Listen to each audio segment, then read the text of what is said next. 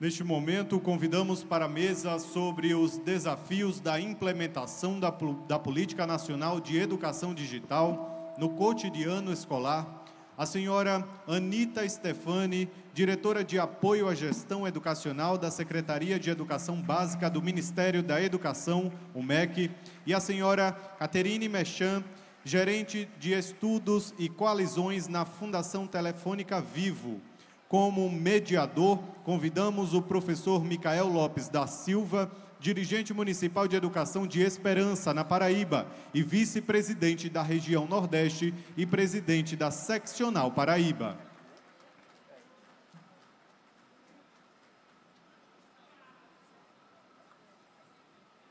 Boa tarde a todos e a todas. Com alegria estamos aqui mais uma vez. Sei que está todo mundo bem cansado. Nós pedimos a paciência de vocês, porque é um assunto bem importante. Os desafios da implementação da política nacional da educação digital no cotidiano escolar. Eu estou aqui como mediador, me chamo Michael Lopes, tenho 1,71 m, estou com um terno azul petróleo e óculos preto, cabelos castanhos e cor branca. A nossa querida Anita Stefani, mestre em Gestão de Políticas Públicas, bacharel em Relações Internacionais pela Universidade de São Paulo, atualmente é diretora de Apoio à Gestão Educacional da Secretaria de Educação Básica do Ministério da Educação. A Caterine Mechan, gerente de Estudos e Coalizões na Fundação Telefônica Vivo, formada em Governo e Relações Internacionais pela Universidade Externato da Colômbia e mestre em Administração Pública e Governo pela Fundação Getúlio Vargas, São Paulo, Brasil. Atua há 9 anos com políticas e programas educacionais, coordenou à frente de trabalho o currículo e o novo ensino médio do CONSED, também atuou 6 anos na coordenação de políticas do ensino médio do Instituto Unibanco.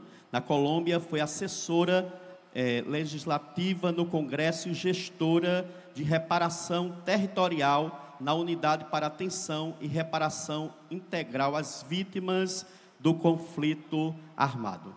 Então, nós vamos agora dar início com a nossa querida Anita, que vai estar trazendo essa explanação que é de grande importância para as nossas escolas. Boa tarde a todos e a todas. De novo, eu juro que eu vou ser bem breve, que é a última mesa do dia. Queria agradecer novamente, professor, toda a Undime, e também cumprimentar a Caterine, uma colega minha, muito querida, de parceira, né, da Fundação Telefônica Vivo. Gente, eu vou falar um pouquinho para vocês desse tema de educação digital, na perspectiva do governo federal, dentro da política prioritária da Estratégia Nacional Escolas Conectadas, tá? Então, aqui no Nordeste é uma região prioritária para esse tema. Então, tem alguns investimentos que a gente está priorizando, primeiro Norte e depois Nordeste, que são as 2 regiões com mais escolas desconectadas, né, escolas sem internet. E vocês vão ver pelos números e pela previsão ali de metas que a gente vai priorizar e vai contar com mais aceleração aí para essas regiões.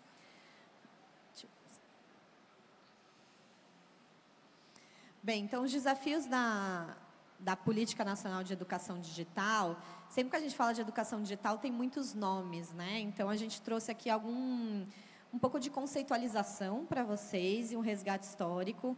Catê, eu trouxe alguns dados da pesquisa da Fundação, não sei se você vai usar, mas aí qualquer coisa você complementa, tá? Então, primeiro assim, da onde que a gente parte, né? Quando a gente fala de escolas e tecnologia, existe uma perspectiva, primeiro, de infraestrutura, que muita gente associa de cara, né? Então, tecnologia, internet, conectividade. Mas tem um aspecto que é o ensino da tecnologia, a lógica de uma educação digital, conhecimentos, né, de tecnologia a serem passados pelos professores. Então, os professores primeiro precisam adquirir esse conhecimento. A gente precisa prever no currículo escolar para falar sobre tecnologia, que hoje é uma coisa que todo mundo usa, né? Todo mundo está no celular, todo mundo usa computador. Então, a gente precisa, desde da escola inicial, trabalhar essas habilidades com os estudantes, né? Então, a gente tem que olhar para a educação e tecnologia, ou educação digital, existem vários conceitos, né, aí, desde a educação infantil, de acordo, claro, com cada etapa, né?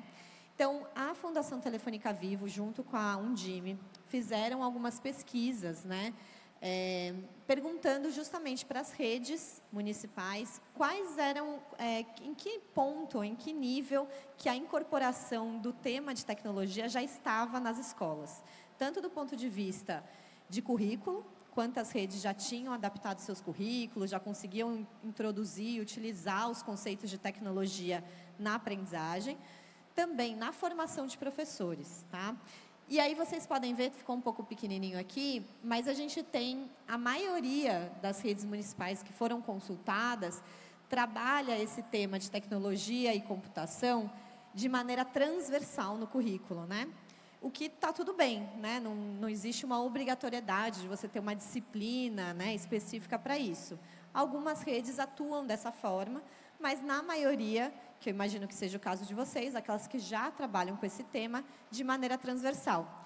Mesmo porque na BNCC a gente tem aquela competência transversal, né, da cultura digital, que de alguma forma já atualizou os nossos currículos nessa temática. Mas tem muitas redes que ainda informam que não incluíram esse tema nos seus currículos, principalmente na educação infantil, 37%, nos anos iniciais, 21%, e nos anos finais, 17%. Lembrando que a BNCC e até outros documentos que a gente vai falar aqui falam desse tema desde a educação infantil. E veja, não é utilizar a tecnologia. O Ministério da Educação é contra a utilização de telas para crianças, tá? A gente não incentiva, a gente não acha que isso é uma boa prática. Mas trabalhar o pensamento computacional, trabalhar a cultura digital, elementos e mecanismos de pensamento computacional, isso é algo que a gente pode fazer, sim, desde a educação infantil, tá? É algo que com brincadeiras, com jogos, é possível que as professoras e os professores trabalhem isso em sala de aula. E para isso os professores precisam saber, né, fazer. A gente exige tanto dos professores, além de dar as aulas, eles têm que saber as disciplinas, né, o conteúdo dos materiais e dos conteúdos que eles precisam ensinar na sala de aula. A gente está falando assim, ó, agora além disso, você também tem que desenvolver habilidades ou competências digitais. Sim, a vida é difícil, mas todos nós aqui desenvolvemos, né, para fazer o nosso trabalho. Então, hoje, todo mundo sabe fazer Pix, mas nem todo mundo sabe usar o PowerPoint, nem todo mundo sabe usar uma reunião virtual. Então, a gente precisa ver que tipo de habilidades que são importantes para o desenvolvimento das competências dos jovens, das crianças, na sala de aula, precisam ser incentivadas por meio de formação continuada dos professores. E não é só operacional, sabe, gente? O uso de tecnologia não é uma questão só de saber usar a tecnologia, mas é entender a tecnologia, é refletir sobre tecnologia, é pensar criticamente e eticamente o uso da tecnologia. Aqui, pensando na infraestrutura, vou falar rapidinho, porque eu sei que para alguns me perguntaram ali no corredor, como é que está a previsão do governo federal de investimento nessa área. Então, aqui está um mapa do Nordeste em relação a todas as escolas municipais, eu filtrei aqui só municípios, e temos ainda uma grande quantidade de escolas que não estão conectadas. Mas a boa notícia é que a maioria está em área de fibra ótica ou em área de potencial expansão da fibra ótica. E aí, nessas áreas, que são a verde e a azul, são áreas onde o governo federal vai expandir ou vai incentivar as empresas a conectarem, tá? A gente tem um recurso, tanto do FUST, que é o Fundo de Universalização das Telecomunicações, quanto um recurso que veio do edital do 5G, que a gente conseguiu vincular para a educação. Então, parte desses recursos vão ser para incentivar a conexão nas escolas, principalmente municipais, né, que a gente sabe são aquelas que precisam mais de recurso diretamente na ponta. Mas tem algumas rosas ali, que são ainda cerca de 2.500, que não estão em região que, mesmo se a gente estender a fibra ótica, não vai dar. São regiões mais isoladas, que aí é o tipo de conexão mais de satélite ou de rádio. E aí o governo federal também está investindo nessas com outro programa para garantir que todas possam ter o acesso. Quando a gente fala de conectividade, a gente fala de chegar a internet até a porta da escola e dessa internet ser distribuída dentro da escola. Então, a gente fala muito no governo federal, no MEC, do uso pedagógico da tecnologia.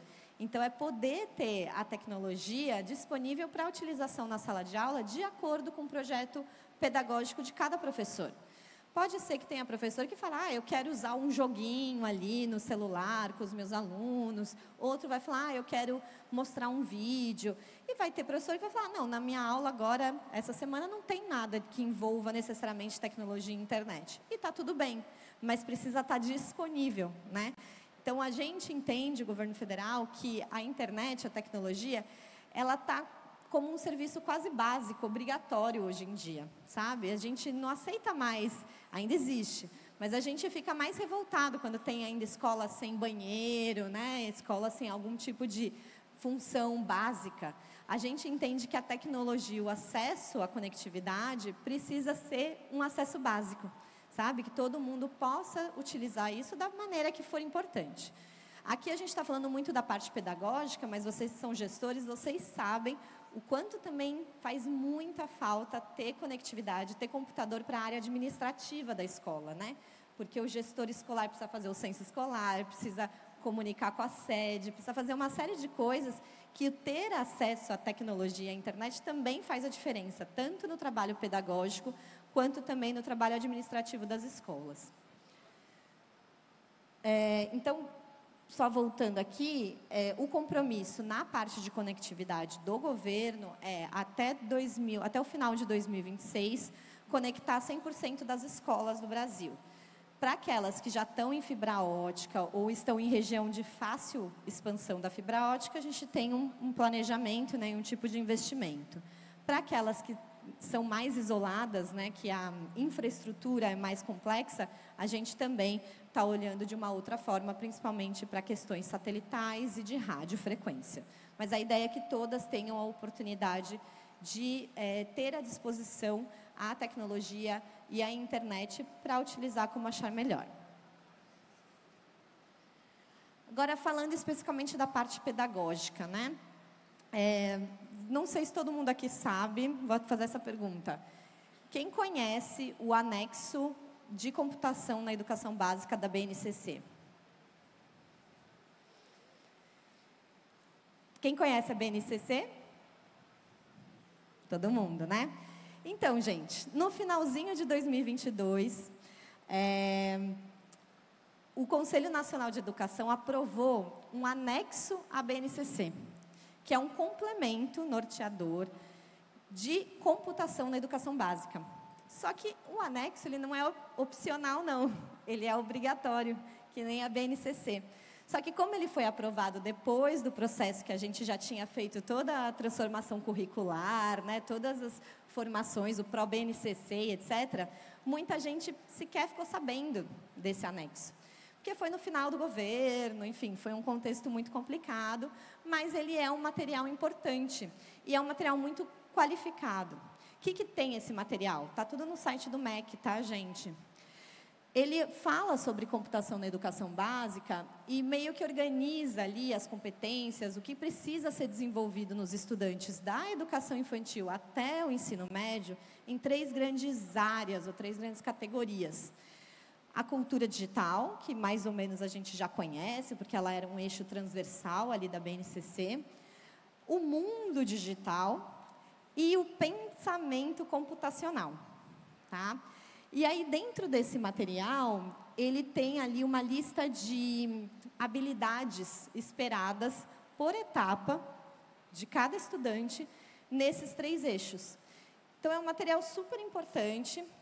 A gente acredita na qualidade pedagógica dele, a gente acha que para a gente fazer uma educação do século XXI, desde o começo a gente precisa trabalhar essas habilidades nos nossos estudantes, e a gente sabe que é um investimento, né? Um processo. Não vai ser da noite para o dia que isso vai ser incorporado dentro da sala de aula, não vai ser da noite para o dia que os nossos professores vão se sentir capazes e preparados para abordar esse tipo de conteúdo dentro das suas disciplinas, né, no seu processo pedagógico, mas nós, como gestores, tanto eu aqui na gestão federal, quanto vocês nas gestões municipais, precisamos garantir, apoiar para que esse processo aconteça na sala de aula.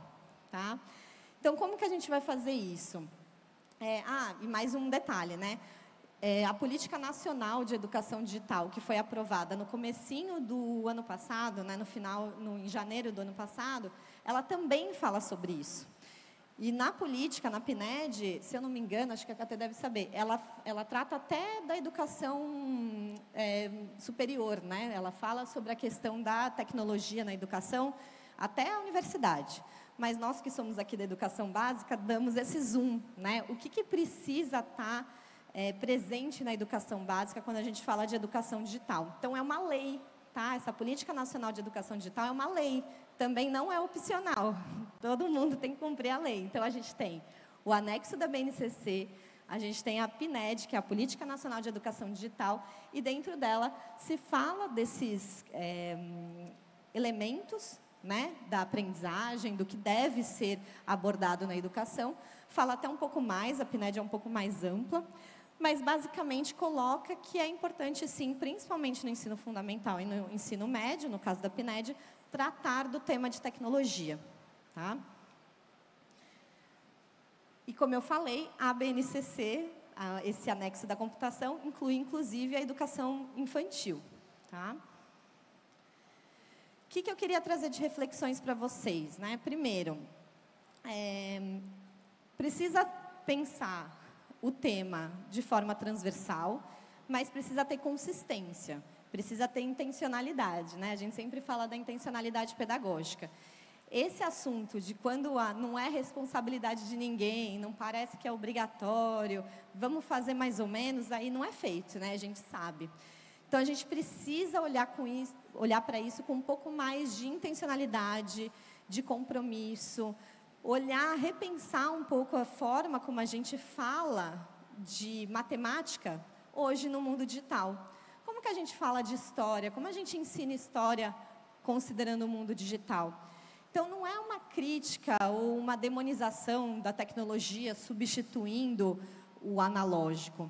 Na verdade, como essas duas coisas convivem e conseguem trazer o nosso estudante para um mundo mais contextualizado. Senão, o problema é que quando esse estudante sair da educação básica, ele já vai estar muito desatualizado. E é engraçado que nesse tema de tecnologia, na verdade, acontece muito uma inversão. Às vezes, os estudantes, dependendo da idade, até sabem um pouco mais do que os professores em alguns temas. Mas eles não sabem, por exemplo, como o mundo digital afeta a questão da geografia, afeta a questão da biologia.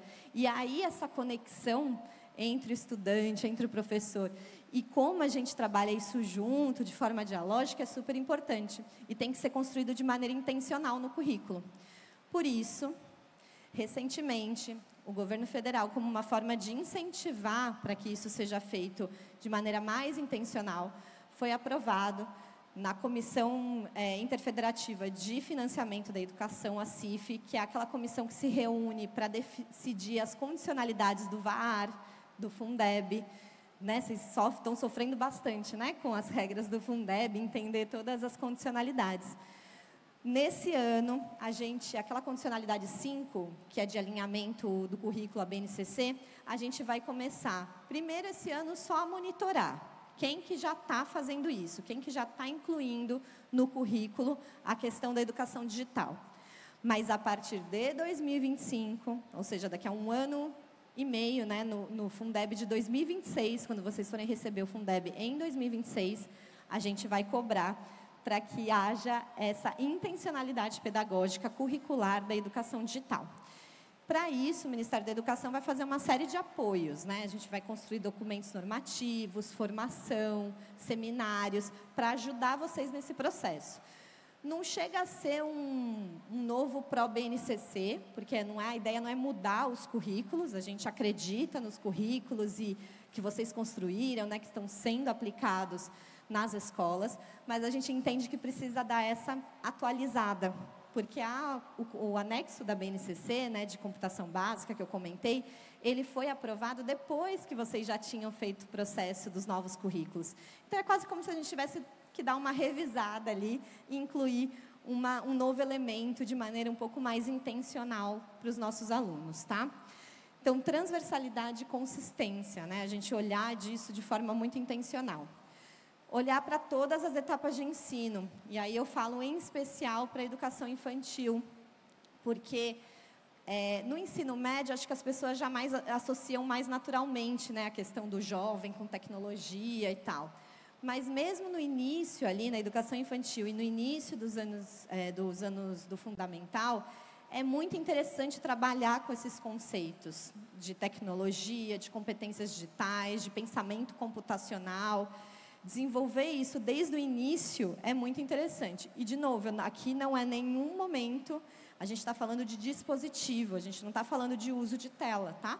A gente está falando de trabalhar essas habilidades de forma intencional na sala de aula, olhando para a tecnologia. E, por fim, a gente conseguir ajudar os nossos professores, porque às vezes dá medo, né?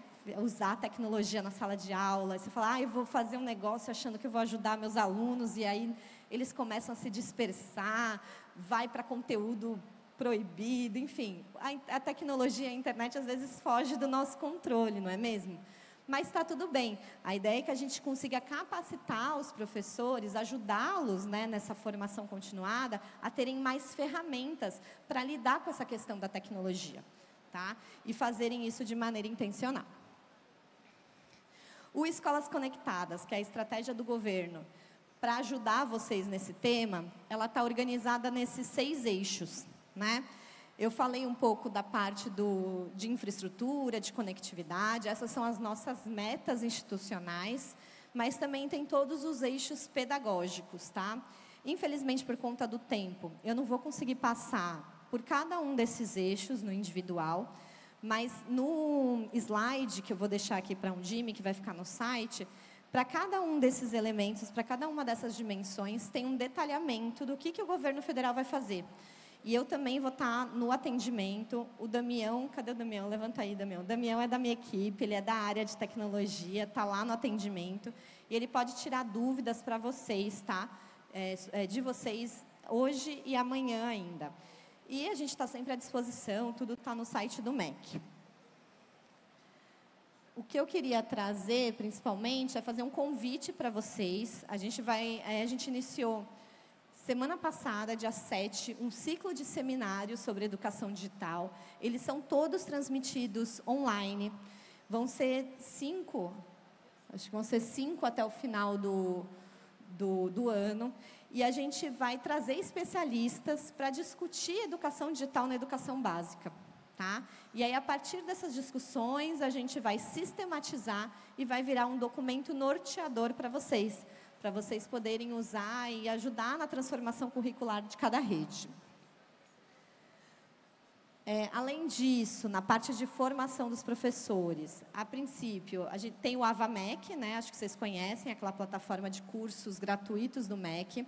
A gente vai passar ela por uma transformação digital, para ela ficar um pouco mais atrativa e mais funcional para os professores. E a gente vai lançar um edital para novos cursos de tecnologia na educação. Então, em breve, até o final do ano, vão ter novos cursos nessa área, de acordo com a etapa de cada professor, que vocês vão poder usar nas jornadas pedagógicas de vocês, vão poder usar para formar os professores. São cursos online, mas que a gente sabe que podem ajudar aí no processo formativo que vocês já fazem na rede. Além disso, a gente tem falado muito de quais os recursos educacionais digitais podem ser utilizados em sala de aula. Então, a gente está fazendo alguns pilotos, vai lançar para vocês, ao longo do ano vocês vão saber mais detalhes, mas existe uma plataforma, um site gratuito do MEC, que chama MECRED, que tem lá uma série de vídeos, de áudios, de materiais gratuitos que os professores podem baixar.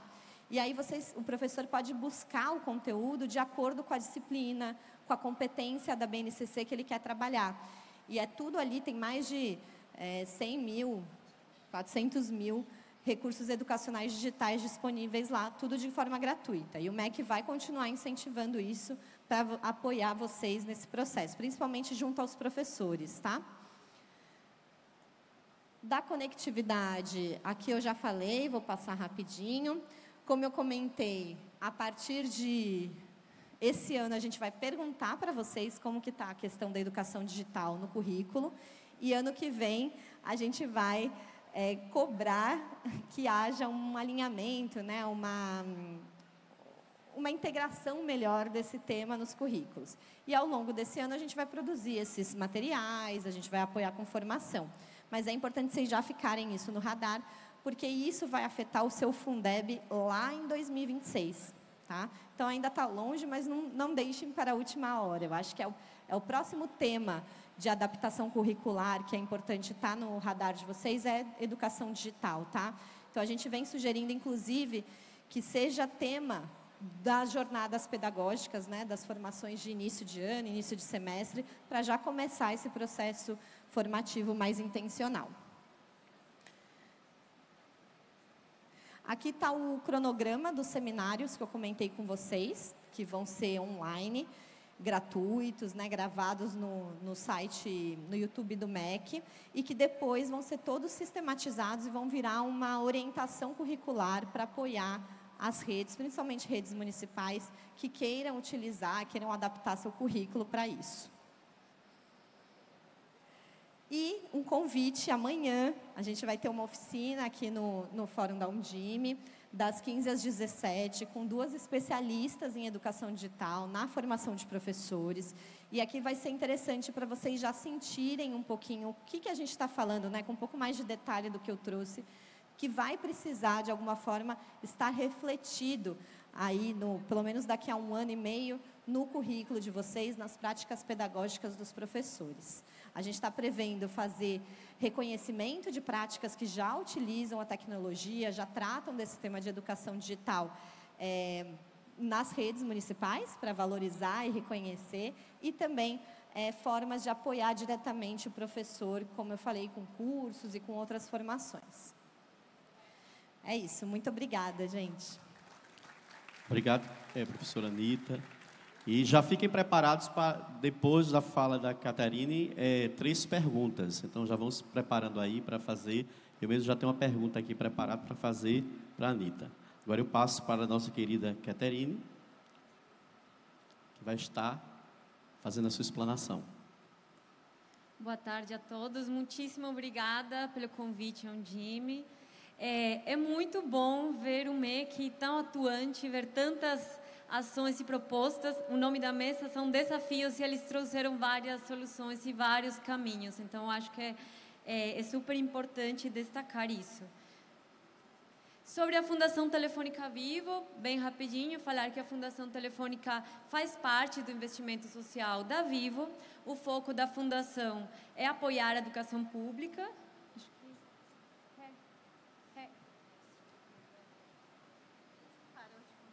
Parou de funcionar aqui no telão central. Ele já está O foco do lado tal.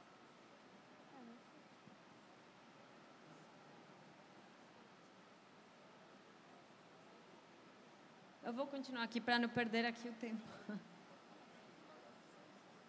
bom. Gente, nos telões estão aparecendo os slides, eles já vão arrumar aqui esse do centro. Então, a Fundação tem um foco na educação pública, a gente apoia as secretarias de educação com o desenvolvimento de políticas relacionadas à adoção qualificada de tecnologia. Fazemos parceria, temos parceria inclusive com a Rede Estadual de Sergipe, com vários municípios aqui de Sergipe, no projeto de aula digital, então também gostaria de destacar isso. O Estado de Sergipe e os municípios de Sergipe são grandes parceiros aí da Fundação Telefônica Vivo também, e temos alguns programas também de escola digital em outros estados também da região Nordeste. Tem algumas informações que a Anitta já trouxe, mas só aqui relembrando. Em 2017 e 2018 teve a divulgação da Base Nacional Comum Curricular, que já trazia a cultura digital como competência geral. Em seguida, teve, em 2021, a Política de Inovação de Educação Conectada, que era antes um programa lançado em 2017, mas que em 2021 ganha esse caráter de política e já traz a questão da universalização de acesso à internet e o fomentar o uso pedagógico de tecnologias digitais na educação básica. Em outubro de 2022, como a Anitta trouxe, foram divulgadas as normas sobre computação de educação básica, que é um complemento à BNCC e que explicita que no início de um ano as redes deveriam começar essa implementação nos currículos desse complemento à computação. Então, isso deveria ter iniciado em outubro de 2023. Em dezembro de 2022, foi aprovada a Política Nacional de Educação Digital, que é a PNED, que a gente está falando aqui nessa mesa, e ela já traz alguns eixos, destaco alguns: a questão da implementação e integração de infraestrutura de conectividade, um eixo de formação de professores e também a garantia da inserção da educação digital em ambientes escolares. Qual que é o destaque aqui? Essa lei foi publicada em 2022, porém, em dezembro de 2023,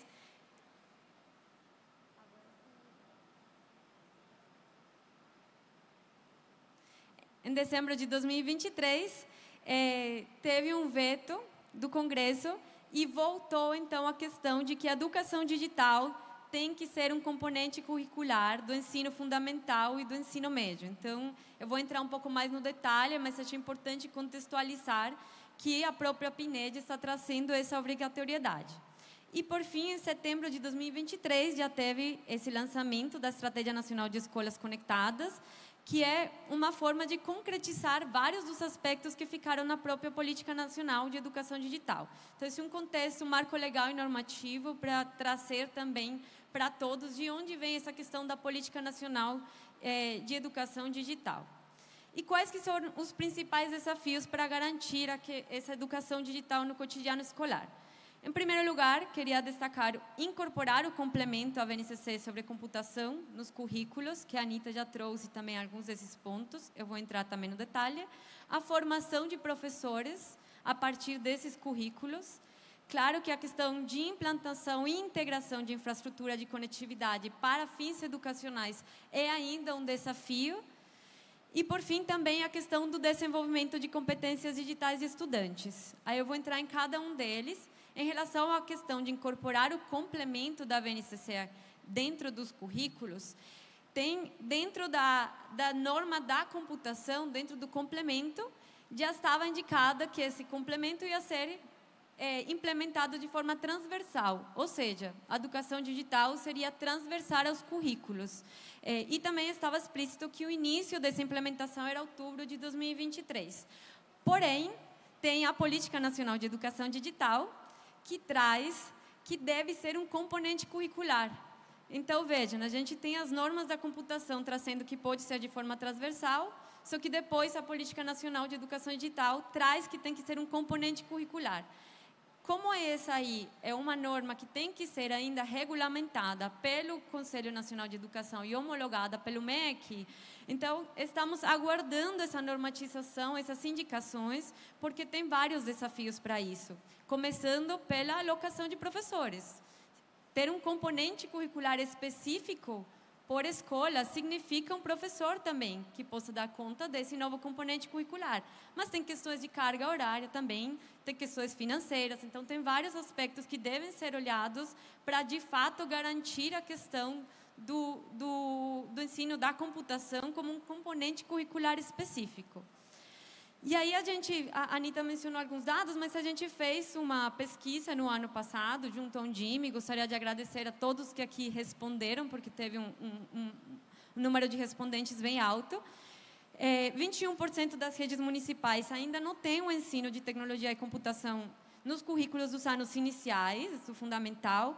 Nos anos finais, são 17%, e na educação infantil, esse índice sobe para 37%. Porém, a gente queria destacar que a gente fez depois uma pesquisa quali e não conseguimos verificar que nenhum desses componentes, seja transversal ou componente específico, eles estejam alinhados ao complemento da BNCC. E está tudo bem, porque é um complemento que saiu depois da própria BNCC, como foi explicado aí na linha do tempo. Mas, então, esse é um desafio grande. As redes agora têm que incorporar esse complemento da computação. Em relação à formação de professores, o que sabemos das competências digitais de professores? Tem um guia que é disponibilizado pelo CIEB, que mede as competências digitais dos professores. Os professores fazem uma autoavaliação. E que sabemos hoje que de 5 níveis de apropriação das competências digitais dos professores que responderam a essa autoavaliação, eles estão no nível 2 de 5. Ou seja, eles ainda não estão incorporando as tecnologias para uso pedagógico. Então, esse é um desafio bem grande, a formação dos professores. Para além disso, a própria pesquisa de tecnologia apontou que 39% dos municípios que responderam a essa pesquisa não ofereceram formação continuada para os professores. Porém, quando a gente perguntou qual que era a prioridade para os próximos anos, os dirigentes municipais, 78%, responderam que deveria ser a formação em tecnologia e computação. Então, é uma prioridade que está também no radar dos dirigentes. Trouxe também um dado aqui da pesquisa TIC Educação, que ela foi feita no ano de 2022 e que perguntou que tipo de formação tinha sido dada para os profissionais das escolas. Apenas 55% das escolas afirmaram que no período do questionário tinham oferecido formação. E quando perguntam que tipo de formação foi dada, principalmente, mas também é um número preocupante, 44% respondeu que o uso de tecnologia na atividades de ensino e aprendizagem, mas conforme vão ficando mais complexas essas formações, vai caindo o número. Então, vejam a última, linguagem de programação e robótica. Apenas 12% das redes das escolas ofereceram alguma formação para os profissionais. Em relação à implantação e integração de infraestrutura e conectividade para fins educacionais, a gente trouxe aqui uns dados também do próprio Censo Escolar de 2023, que foi divulgado recentemente. E aqui um destaque: 88,5% das redes municipais que ofertam o ensino médio contam com acesso à banda larga, porém apenas 73% acesso para ensino e aprendizagem. No caso das escolas de ensino fundamental, acesso à banda larga 69% e apenas 55% para ensino e aprendizagem. E isso é só para as redes municipais. No caso de acesso à internet para estudantes das escolas, ele é de 55,6% para as escolas que ofertam ensino médio e apenas de 36,7% para as escolas que ofertam o ensino fundamental. Então, aqui temos um desafio bem relevante. E do lado aqui direito, trouxemos também algumas informações em relação aos recursos tecnológicos disponíveis nas escolas. E aqui eu gostaria de destacar que a questão da internet para uso administrativo, ela é muito alta, porém a internet para ensino e aprendizagem, ela preocupa mais, sobretudo para o ensino fundamental. Então, esse é um dado importante.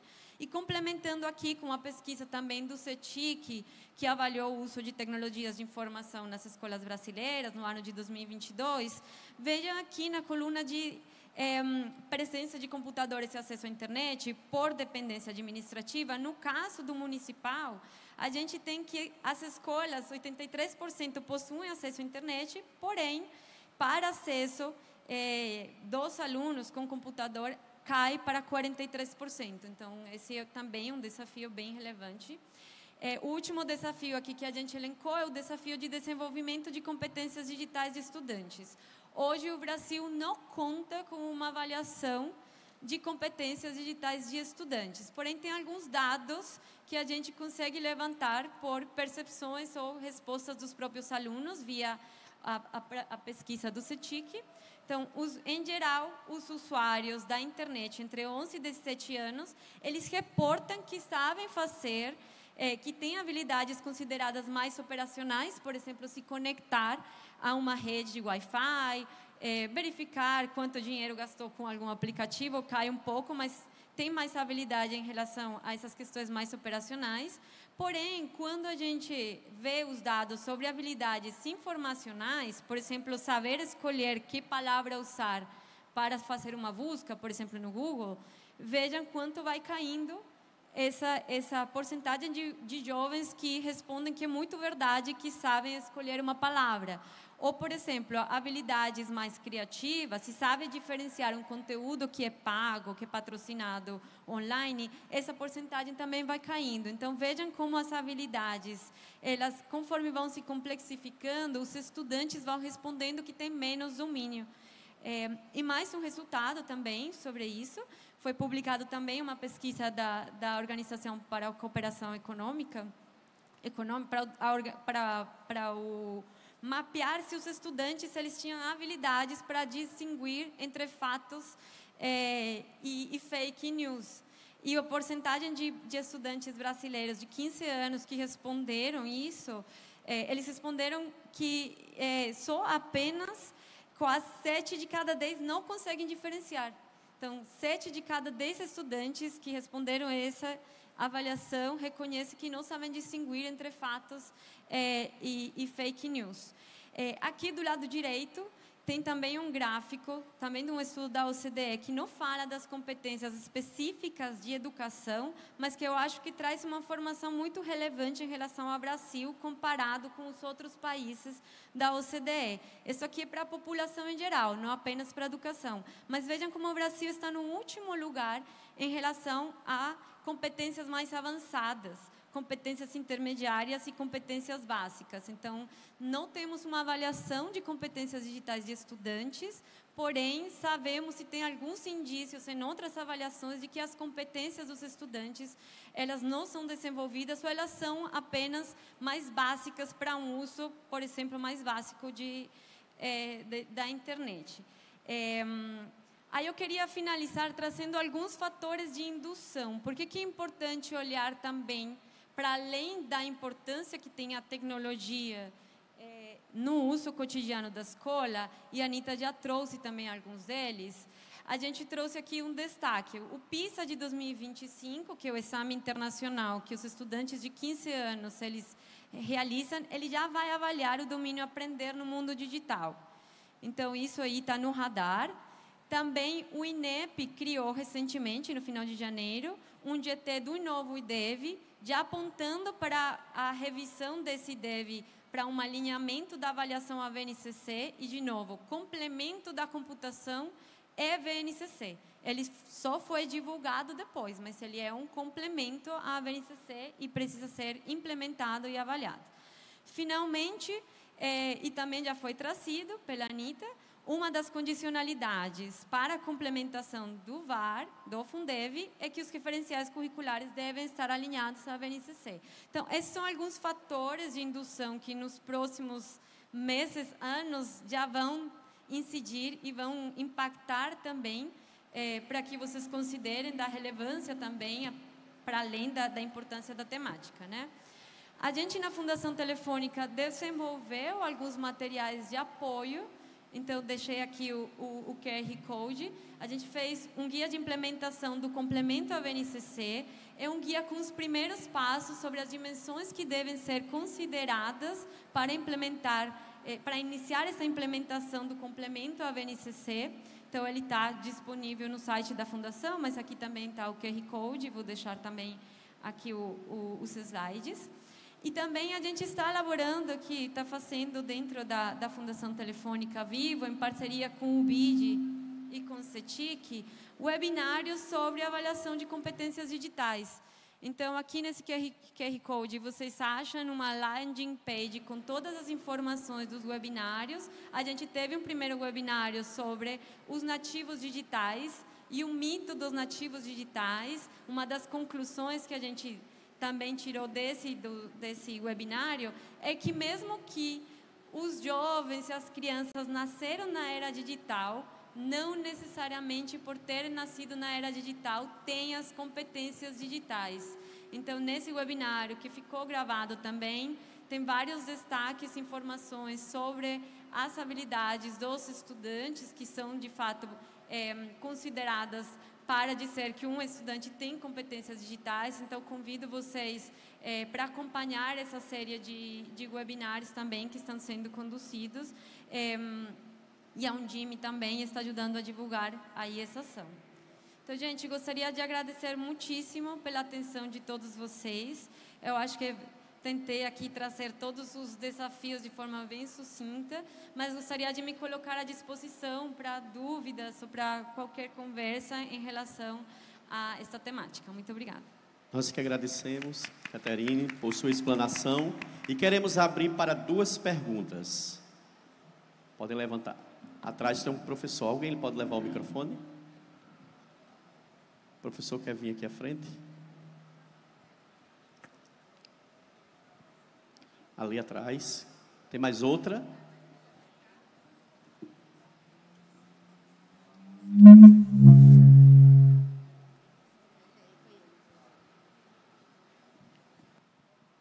Boa tarde, pessoal. Está todo mundo cansado, né? Boa tarde, Michael, presidente da Paraíba, né? Da Undime, Anitta, Caterine. Gente, é meu 2º ano enquanto gestor do município de Congo. Dizer que é um prazer estar aqui com vocês, engrandecedor, né, esse processo. Eu que estudei na rede municipal de Congo e estou passando por esse processo de observar que, infelizmente, a política de educação na parte de computação, ela se perdeu, né, ao longo do processo. Eu lembro que na época de 2010, a gente tinha centros de computação, com aulas de computação, PowerPoint, Word, tinha lan houses, que as pessoas tinham acesso. E nessa transição para o digital, o tablet, a robótica, né, a gente perdeu um pouco o passo, a ponto de alunos estarem concluindo o ensino médio sem saber usar um computador, né? Eles sabem editar vídeo no TikTok, eles sabem faturar no TikTok, eles sabem pesquisar, mas não sabem salvar um arquivo ou um mínimo de computação. E eu entendo que parte disso é devido à infraestrutura de algumas escolas, né? Porque às vezes, para se ter um laboratório de informática, tem que se fechar a biblioteca. Para se ter um laboratório de robótica, tem que fechar o laboratório de informática. E nessas transições de políticas, às vezes a gente vai deixando a desejar e perdendo o passo. A pergunta é, eu entendo o cantinho da leitura como uma política do MEC para se tornar efetivo um espaço, né, de biblioteca e para a criança ter a leitura. E na parte computacional, de fato, do contato com os computadores, o que é que o MEC enxerga para o futuro? Na nossa rede, a gente está identificando esse problema, já separamos parte do recurso do integral para montar esse laboratório, já estamos divulgando, estamos buscando parcerias público-privadas para trazer cursos para essas crianças, para a gente tentar no contraturno também fazer um curso de Photoshop, de vendas, de contabilidade, para essas crianças também terem acesso, principalmente no Fundamental 2, nos anos finais. E o MEC, o que é que ele enxerga? Para a gente fazer isso uma política permanente, porque não existe, acredito que daqui a 10, 20, 30 anos, a gente vai ter que saber mexer em computador. Celular é um produto, né, que é digital, mas é feito para ser vendido para todo mundo. Pessoas que não sabem ler conseguem mexer no celular. E o computador, né? Essa é a minha pergunta. Como o MEC enxerga essa política de laboratório de informática, aquela tradicional? Só isso.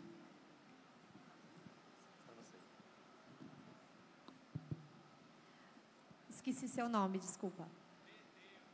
Pedeu? Muito bem, prazer. Do Congo? Obrigada pela pergunta, isso é super importante. Eu tive que passar rapidinho pelos eixos da Estratégia Nacional de Escolas Conectadas. Teu município aderiu? Que bom. Acho que quase todo o Nordeste aderiu também a essa. A gente tem duas estratégias que estão focadas mais em infraestrutura. Uma é chegar à internet mesmo e a disponibilização, seja por fibra ótica ou por satélite, da internet e a distribuição dela dentro dos ambientes pedagógicos da escola. Então, realmente, como você falou, acho que foi uma transição, né, de geração. Na minha época também, eu tinha um laboratório de informática, né? Hoje não se tem mais tanto isso. O que a gente entende é que a escola tem que ser um ambiente preparado para utilizar a tecnologia nos espaços pedagógicos. Então, a gente, por enquanto, no MEC, não está previsto nenhum recurso, por exemplo, que nem tem o cantinho da leitura, tem o cantinho da informática. A gente não está indo nessa direção. Pode ser que, conversando com vocês, inclusive nesses processos, né, que a gente vai fazer de formação de professores, isso venha, tá? Então, não acho que é uma porta fechada. Mas, para esse ano, não tem nenhum recurso nesse sentido de criar um espaço do governo federal, né? Com recurso direto para criar um espaço dentro da escola de informática, de uso de computador. Mas a gente vai levar a internet, né, e a conectividade para todas as escolas com distribuição de Wi-Fi, que já é alguma coisa. Aí isso pode ajudar, por exemplo, você que está montando uma estratégia dentro do tempo integral, né, de ter esse tipo de aula, vai ser beneficiado, porque pelo menos a parte de conectividade vai estar resolvida. Existe também uma demanda muito grande que os municípios sempre falam para a gente, que é a questão de como comprar os dispositivos, né?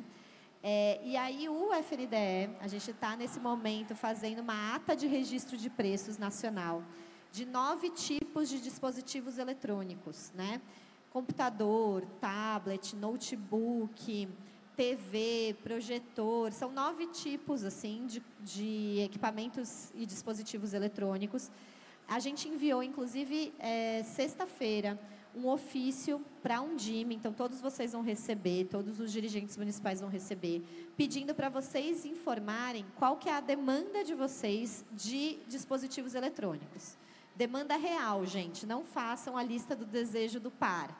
Não é para pedir o que vocês de fato vão usar. Por quê? Porque, na verdade, nesse ano, o governo federal não tem um recurso específico, a gente não vai descentralizar recurso para vocês para essa ação. Mas a gente vai ter a ata de registro de preço que vocês vão poder aderir. Porque, às vezes, a gente sabe que alguns municípios até falam isso para mim, falam, olha, é legal quando vocês dão recurso e tal, mas é tão burocrático usar o recurso do governo federal que, às vezes, ajudaria mais o apoio técnico de ter a ata, né, disponível para vocês aderirem e usarem recursos próprios.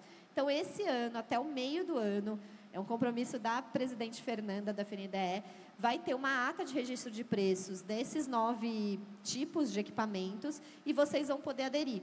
Então, nesse momento, a gente está na coleta da demanda, né, que a gente fala. Então, vocês vão responder qual que é, de acordo com a quantidade de salas, quantidade de alunos. A gente já tem um parâmetro, então a gente já olhou o censo escolar de vocês, a gente já sabe o que vocês declararam, a gente já sabe que quantidade de alunos, né, quantidade de turmas, para vocês solicitarem dentro de um patamar razoável ali. Então, isso é uma primeira coisa, eu acho que não é diretamente já um recurso do governo federal em espaço, né, em laboratórios de informática e tal, pelo menos para esse ano isso não está previsto, mas vai ter tanto essa parte de conectividade, quanto a possibilidade de vocês aderirem às atas. Então, acho que pode ajudar dentro da estratégia de cada um. Mais alguma pergunta? Ali atrás, professor. A última pergunta. Pode vir. Eu estou conectado com ele. Era a pergunta que eu ia fazer a você, ele fez. Tá vendo? Então, é tudo conectado, né? A última pergunta aqui com o professor, também da Paraíba.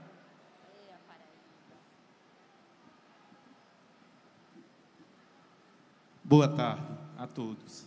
Eu sou Eduardo, sou lá de Aroeiras, Paraíba. E aí nós estávamos ali ouvindo a palestra e surgiu umas dúvidas no mapazinho ali, bem verdinho, bem azulzinho, né? E eu acho que é um problema que nós temos nos municípios.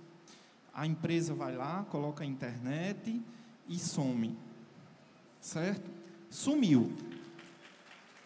E ficamos àquela deriva, sem internet.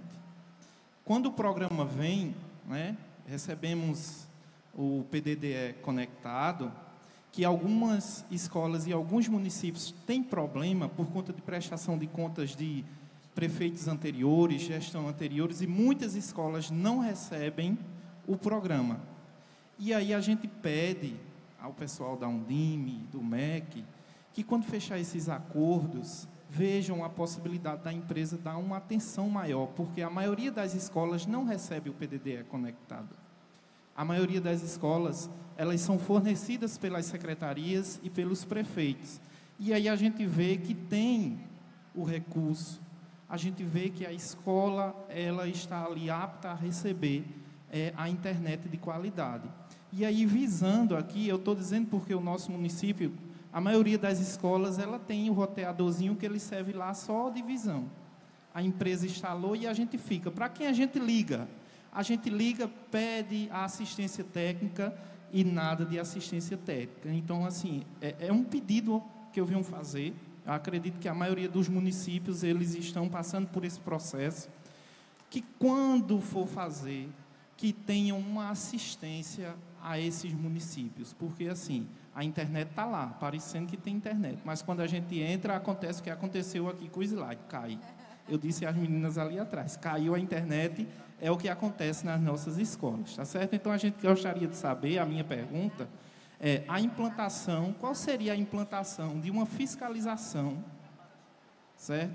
Qual seria a implantação de uma fiscalização maior?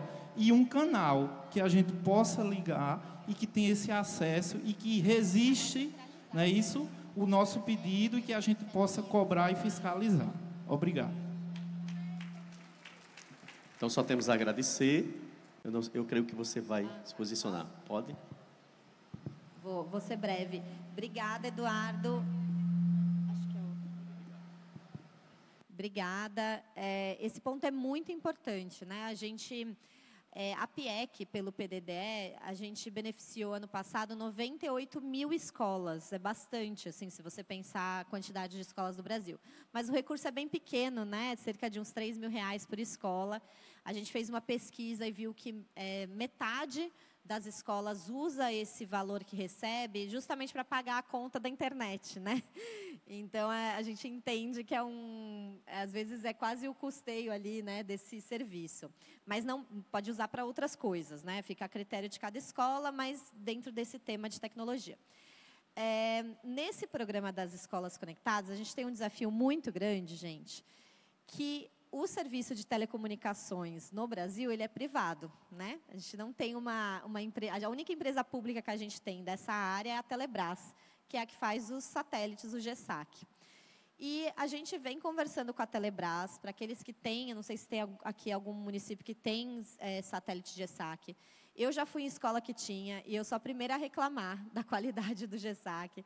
E a gente vem conversando bastante com a Telebrás para aumentar a capacidade. Então, esse a gente tem um direto, né, uma ingerência mais direta, porque é uma empresa pública, né? Então, o contrato é diretamente com o governo federal.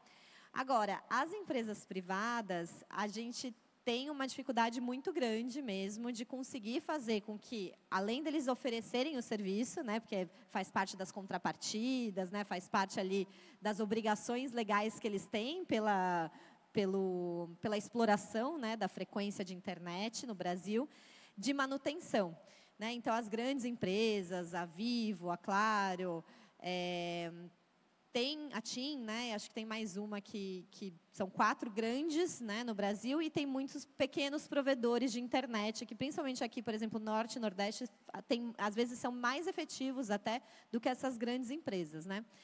O que a gente fez? No recurso federal, que vai ser no Escolas Conectadas, que é o edital do 5G, que eu comentei para vocês, são R$3 bilhões que as empresas têm que investir em escola. É obrigação legal delas. R$3 bilhões elas têm que investir na conectividade de escolas. E o recurso que também está no FUSH, que é o Fundo de Universalização das Telecomunicações do Brasil, que é um pouco menos, o contrato que a gente vai fazer com as empresas quando elas forem contratar conectar uma escola, elas têm que levar a tecnologia, né, levar a internet, distribuir no Wi-Fi de acordo com os nossos parâmetros. Então, o MEC criou um parâmetro de quantidade de access point, que é o AP, né? De acordo com a quantidade de salas de cada escola. Então, não é o mesmo serviço. Se a sua escola é maior, você vai ter que ter mais APs, né, para dar conta da velocidade. Num patamar mínimo de velocidade, que para fibra ótica, é 1 mega por estudante, né, mas para satélite tem outros parâmetros. E eles têm que manter o serviço por 2 anos, de forma gratuita para vocês. Tá? Então, quando chegar essa conectividade para vocês, a gente vai avisar por ofício, porque tem uma ordem de prioridade das escolas, a gente vai informar, e esse é o contrato que elas vão ter que fazer. Um ponto muito importante que o Eduardo colocou, que eu acho que isso a gente até tem que rever no desenho, que é essa coisa de ter uma centralização para manutenção, né? Porque hoje o que acontece? Vai ter alguns a Vivo que vai oferecer, outros vai ser um pequeno provedor de internet, e isso acaba descentralizando, né? E, então, a gente precisa pensar realmente alguma forma de, independentemente de qual que é o provedor privado que tem que fazer, porque é uma obrigação dele, que ele tenha o patamar mínimo de atendimento, né? Que tem aquelas regras, não pode ficar mais de X minutos na espera, né? Tudo isso dá para a gente colocar no contrato. Então, eu vou anotar aqui mentalmente. A gente fez um primeiro chamamento que saiu agora, semana retrasado, para 5.000 escolas. O foco era mais norte nesse primeiro. Acho que tinha poucas escolas do Nordeste, depois eu vou confirmar. Mas abriu um chamamento para as empresas, enfim, se colocarem, de 5.000 escolas. E eu já vou ver qual que é o SLA, né, esse nível de serviço mínimo obrigatório, para a gente pensar como que padroniza isso, independentemente se for uma empresa X ou Y. Então, vou anotar aqui e trago para vocês numa próxima oportunidade. Obrigada. Caterine vai trazer aqui as suas considerações finais. Obrigada. Eu queria reforçar que eu comecei a apresentação com um arcabouço legal, bastante potente. Eu vejo que e a exemplo de vários países do mundo, tem um arcabouço legal e normativo bastante robusto. Vejo também que o Ministério da Educação está se colocando aqui, fazendo oficinas, seminários, apoiando, dando respostas a esses desafios. Então, eu acho que tem uma oportunidade muito grande mesmo para tirar essas leis, essas estratégias, essas normativas do papel, porque o fato mais relevante é que, de fato, chegue na escola, que desenvolva competências digitais nos estudantes brasileiros. Isso tem a ver, inclusive, com posterior acesso ao mundo do trabalho. Então, acho que também queria pegar um ponto que foi trazido aí por uma das pessoas que perguntou. A maioria dos estudantes das classes DE, eles acessam a internet pelo celular.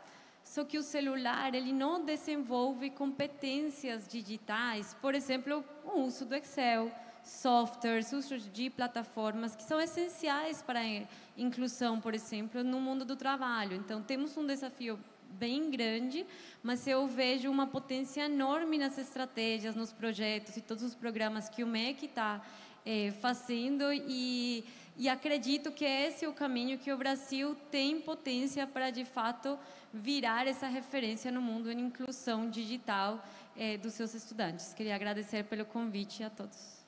Nós agradecemos a nossa querida Anita e a Caterine por esse momento de compartilhar tantas informações para a gente. Muito obrigado. Agradecemos a todos. Agradecendo a presença, né, dos integrantes da mesa e agradecendo a presença de todos vocês, encerramos neste momento o primeiro dia do Fórum Regional do Nordeste. Tenham todos uma ótima noite.